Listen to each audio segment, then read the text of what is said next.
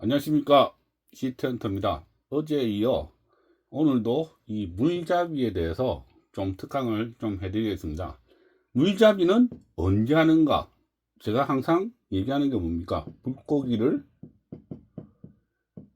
넣기 전에 하는 게 물잡이입니다. 넣고 나서 하는 거는 물잡이가 아닙니다. 물잡이란 건 물고기를 넣기 전에 해야 합니다.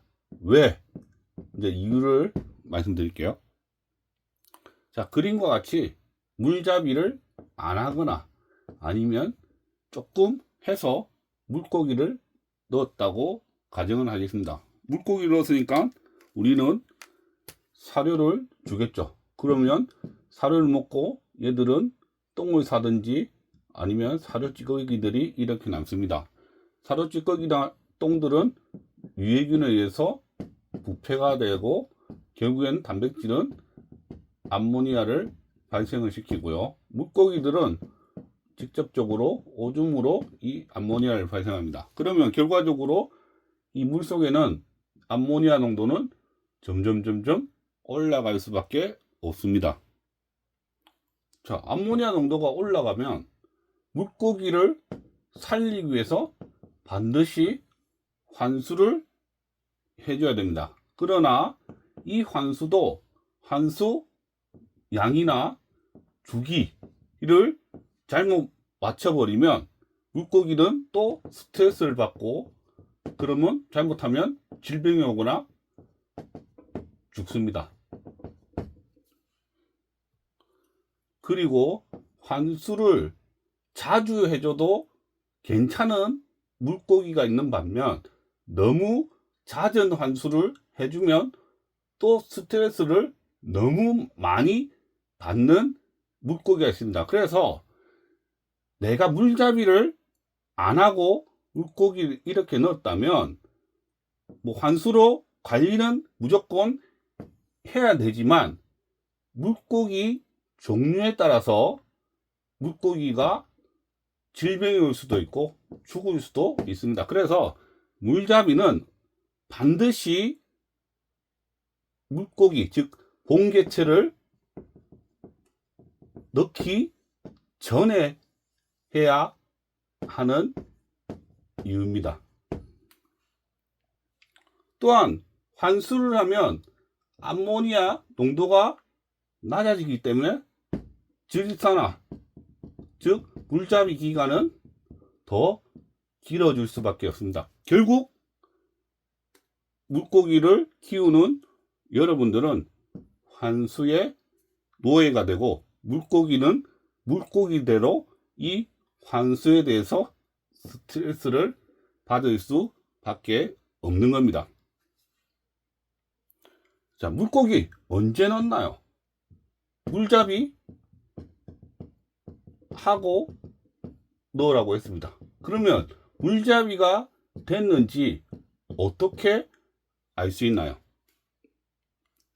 자, 소일항이면 암모니아가 무조건 있기 때문에 암모니아가 있다가 암모니아가 없다, 즉 0이 되면 질산화는 돌아가는 거고, 그리고 하나 더 확인한다면 질산염이 이 수돗물이나 보다 더 올라가면 질산화가 잘 이루어졌다, 즉 여과 사이클이 잘 돌고 있다는 게 확인이 되면 물고기는 넣으시면 됩니다. 그 외, 즉 소일항을 제외하고는 처음에 암모니아가 없습니다. 그래서 암모니아 있다가 0이 되면 암모니아를 확인할 수 있는데 암모니아가 없기 때문에 이것은 소일항으로는 좀 다른 방법으로 확인을 하셔야 합니다. 소일항이 아니기 때문에 일단은 암모니아가 없기 때문에 암모니아를 한번 넣어보면 됩니다. 직접적으로 뭐 1ppm이든 2ppm이든 넣어보고 이게 넣었는데 0이 되더라, 이러면 질산화가 잘 돌아가고 있다는 거죠. 근데 중요한 거는 절대 시중에 파는 박테리아 활성제는 넣지 마시기 바랍니다. 전에 한번 언급드렸지만 암모니아를 맞추기 위해서 1ppm이든 2ppm이든 맞추기 위해서 박테리아 활성제를 넣으면 암모니아는 맞출 수는 있는데 pH가 너무 훅 떨어집니다.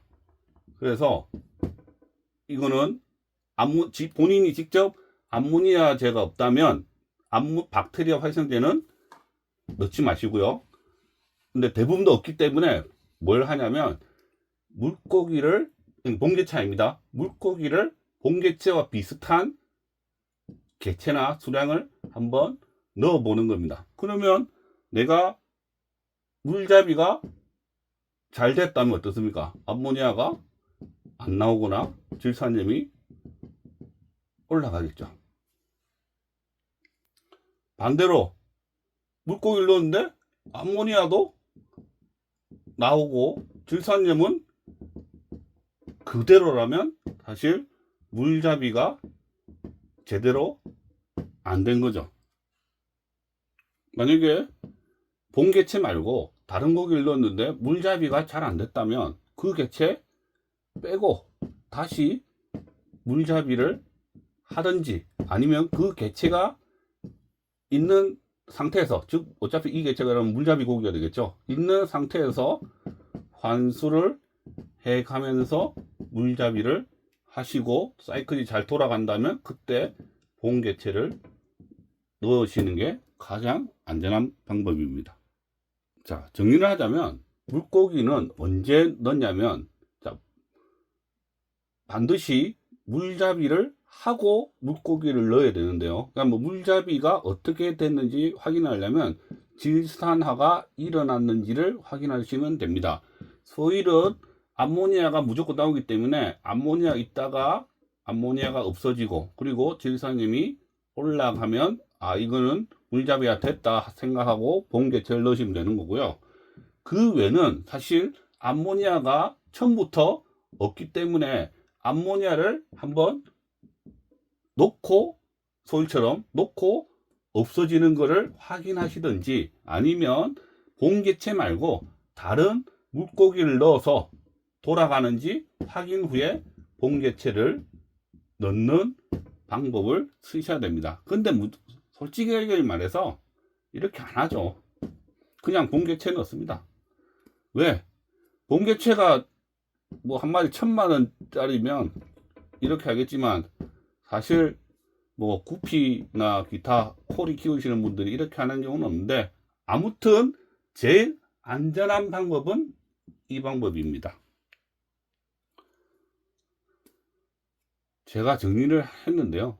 물잡이란 물고기를 넣기 전에 하는 거다. 그러면 물잡이가 됐는지 안 됐는지를 확인하기 위해서는 항상 질산화가 일어났는지를 확인해라. 그러나 현실은 대부분 다 물잡이를 안 하거나 덜 합니다. 그래서 이미 본개체가 물속에 있죠.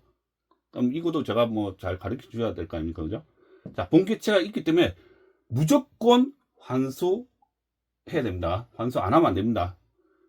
뭐 어떤 사람은 스윙 때문에 하지 마라, 아니면 뭐 물잡이 기간이 길어지니까 하지 마라, 미친 소리입니다. 이거 무조건 해야 됩니다. 안 그러면 암모니아 때문에 그냥 죽습니다.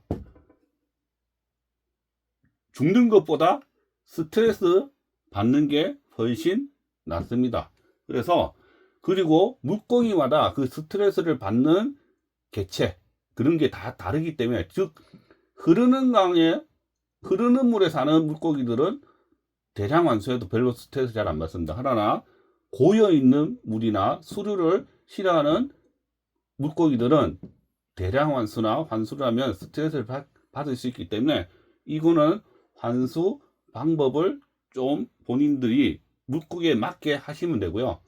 너무 물고기에 스트레스를 많이 받으면 질병이나 죽을 수 있기 때문에 조심하셔야 되고요. 그리고 물잡이가 길어진다는 거, 그렇기 때문에 뭘 넣습니까? 질화균을 넣어주시면 물잡이가 단축이 되겠죠. 그래서 질화균을, 물잡이를 덜 했거나 안 했거나 덜 하신 분들은 지라균을 넣어 주시는 게 훨씬 빨라집니다. 물잡이가 안 되거나 덜 하신 분들이 암모니아 때문에 물고기들을 죽일까봐 계속 관수를 하게 되는데요. 지라균을 쓰면 그 물잡이 기간이, 즉 질산화가 잘 빨리 일어나겠죠. 단축됩니다. 보통 지라균을 넣고 7일 정도면 저는 보통 잘 돌아간다고 생각하는데요. 잘 돌아가면 문제가 없는데, 문제는 지라균을 넣어도 잘 안 돌아가는 게 분명히 존재합니다. 소위랑 그리고 그 외, 요거는 다른 동영상에서도 말씀드렸죠. 하여튼 여러 변수 때문에 안 돌아가는 경우가 있는데, 그 기준 시일은 얼마냐면 14일입니다. 14일 정도까지 별 변화가 없다. 즉 암모니아는 계속 나오고 아질산, 질산염 변화가 없다. 이러면 이거는 그 변수를 반드시 확인을 하셔야 되고, 그거는 제가 분명히 말씀드리지만 본인 혼자 결론 낼 수가 없습니다. 그래서 만약에 잘 안 되면 꼭 저한테, 지라균 쓰신 분만 한해서입니다. 저한테 꼭 한번 상담을 요청을 하시기 바랍니다. 근데 지라균을 쓰면 제가 몇 번 얘기했지만 아질산은 확인할 필요가 없습니다. 왜? 이 그래프가 어떻습니까? 다 땡겨진댔죠, 저쪽으로. 그래서 이 아질산 이 그래프가 땡겨지니까 이 기간이 짧습니다. 그래서 검출이 안 될 수도 있는 겁니다. 그래서 아질산에 그렇게 좀 목매시는 분이 계신데, 아질산을 확인할 게 아니라 질산염이 올라가는 것을 확인하시면 됩니다. 그리고 암모니아가 기존에 발생했다면 암모니아가 0이 되는 거. 그래서 암모니아 하나를 확인하든지 아니면 질산염이 올라가는 걸 확인을 하든지. 근데 저는 항상 강조하는 거죠. 암모니아만 하시면 됩니다. 자, 이것으로 오늘 특강은 마치겠습니다. 긴 시간 시청해 주셔서 감사합니다. 즐거운 밤 되시기 바랍니다.